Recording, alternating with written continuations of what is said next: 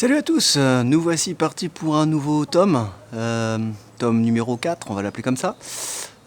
Juste une chose là que je suis en train de vous montrer, c'est l'évolution des fleurs.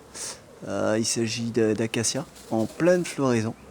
Donc ça c'est le meilleur moment pour faire la mielée, sachant que c'est pas toujours évident, il suffit qu'il pleuve et du coup la récolte peut être foutue.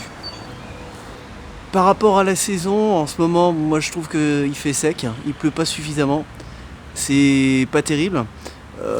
Si on en revient par rapport à l'acacia, je trouve personnellement également qu'il arrive un peu trop tôt. Le risque, si on continue comme ça, c'est que toutes les fleurs au fil de l'eau vont arriver trop vite et du coup plus de stock pour les abeilles en termes de nectar, de pollen, etc. Comme toujours, être bienveillant par rapport à l'eau, justement, comme il pleut pas. Moi, je reviens fréquemment sur l'abreuvoir et m'aperçois que il se vide assez rapidement. Petite remarque aussi sur les autres épisodes, le tome que je n'ai pas fait entre temps, parce que le week-end dernier, j'ai rajouté des hausses. J'ai préféré ne pas faire de vidéos parce que c'était plus une répétition qu'autre chose et on va pouvoir voir ensemble ce qui s'est passé entre temps sur ce week-end qui arrive. À savoir sur ce que je prévois de faire, bien entendu c'est visite tout simplement, surtout surveiller la fièvre d'essaimage où on est vraiment en plein dedans. La semaine passée d'ailleurs j'ai trouvé énormément de cellules royales, j'y reviendrai. Rajouter également des hausses pour pouvoir fournir l'espace suffisant pour pouvoir stocker ce miel. Et enfin, toujours pour revenir sur la limitation de la fièvre d'essaimage, on refera certainement des manipulations pour pouvoir faire des divisions. Alors, autre remarque importante par rapport à cette période, on est toujours au mois d'avril, je crois qu'on est le 24 ou le 25 avril. On est dans la période où on est en capacité de pouvoir mettre des pièges, c'est ce que je vous montre là. Pièges pour pouvoir piéger qui ? Piéger ces fameux frelons asiatiques. On peut encore les piéger encore jusqu'au fin juin, après il faudrait peut-être arrêter parce que le problème c'est qu'on risque d'attirer plus les frelons et de ne pas arriver à épuiser le nid. En les piégeant en cette période, c'est le meilleur moyen justement pour pouvoir capturer les fondatrices qui du coup, une fondatrice tuée, c'est un nid en moins. Donc quand je parle du frelon asiatique, bien entendu, il s'agit de celui que j'avais cité auparavant, le Vespa velutina nigritorax, le frelon asiatique, hyménoptère, 3 paires de pattes, 2 paires d'ailes. Et face à celui-ci, on a le Vespa cabro, qui lui est le frelon européen qu'on a l'habitude de voir, qui est installé chez nous. Aujourd'hui, dommage, j'en ai attrapé auparavant, mais très peu. Tant mieux, d'un côté ça veut dire peut-être qu'ils ne sont pas là. D'un autre côté, peut-être que si ce que je mets comme appât n'est pas suffisant. Enfin aussi pour vous donner un ordre d'idée sur la différence entre le frelon européen et le frelon asiatique. Le frelon asiatique, c'est un nid qui peut faire plusieurs milliers d'individus. 2-3 000. Alors que le Vespa cabro, le frelon européen, c'est quelques centaines. Sur ce frelon asiatique, dans les 3000 individus, c'est plusieurs centaines de fondatrices qui ensuite vont pouvoir se reproduire, qui vont être reproduits pour l'année d'après. Donc je vous laisse imaginer l'explosion que cela représente derrière, sachant que il est arrivé de manière accidentelle, j'ai pas la source sûr, mais on va dire accidentelle, en 2003 ou 2004, en important des poteries depuis l'Asie. Et du coup, il s'est reproduit un peu partout en France et on est complètement envahi. Le souci de ce frelon asiatique, il a un bol alimentaire qui évolue au fil du temps. Il n'est pas uniquement intéressé par les abeilles, parce qu'effectivement, c'est pour ça que je piège ces frelons asiatiques. Il est capable d'épuiser très rapidement une ruche, du moment où il a commencé à trouver l'endroit, mais il se nourrit également d'autres insectes.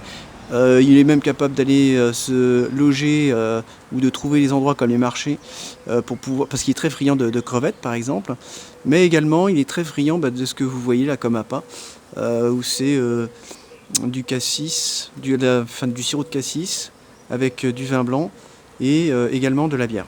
Alors il s'agit d'un piège, au maximum sélectif pour éviter de piéger justement les autres insectes.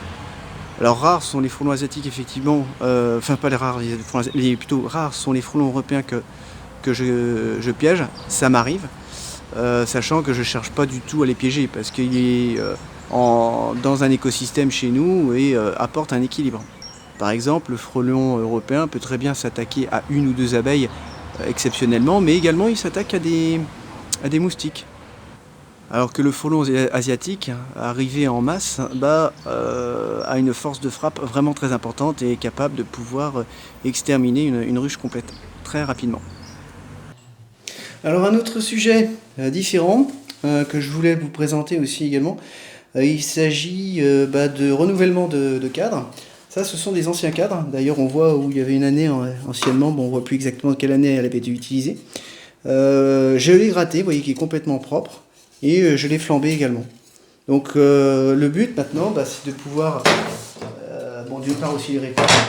Là, on les récupère. Là, je vais rajouter avec ça du fil ici pour réparer ce cadre-là. Ensuite, l'opération consiste à pouvoir intégrer ces feuilles de cire gaufrée que je trouve directement dans le commerce. Donc la première des choses à faire, c'est de tendre avec cette pince zigzag. Vous voyez que ça l'attend au fur et à mesure. Hop, hop, vous voyez que c'est tendu là. Hop, on pourrait même s'en servir d'une harpe. Pas mal ça, une belle musique. Magnifique. Tout le monde est content. Je viens de sortir un nouveau tube avec accompagnement. Bon, bref. Donc le voilà, là il est prêt à être ciré. J'ai plus qu'à rajouter ça. Et ensuite, on va se servir d'un transformateur que vous voyez ici. Je sais pas si on le voit. Si, voilà. Et j'ai plus qu'à, vous voyez, chauffer de part et d'autre, de chaque côté. Un ici, un ici. Bien sûr, pas trop longtemps, mais juste ce qu'il faut. Là, je ne sais pas si on va bien le voir. On voit que la cire commence à passer au travers. Hop, tac. Et là, c'est terminé. Voilà le travail. Hop, hop.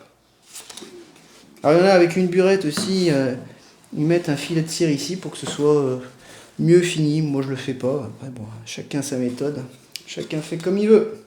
Et donc là, j'ai plus qu'à le poser dans le corps de ruche. Et c'est reparti pour renouveler un nouveau cadre tout neuf. Donc là, c'était plus côté, je dirais en dehors de la ruche. Je vous ai présenté 2-3 éléments différents. Frelon asiatique, le piégeage, l'abreuvoir. On a parlé un peu de saison et puis on a terminé par rapport à ça. Du coup, ce que je vous propose, c'est de terminer cet épisode pour passer à un nouveau, sachant que du coup, l'autre épisode, ce sera pour vous parler certainement d'une visite. Là, on va aller directement sur le terrain. À très bientôt. Bye bye. Au revoir.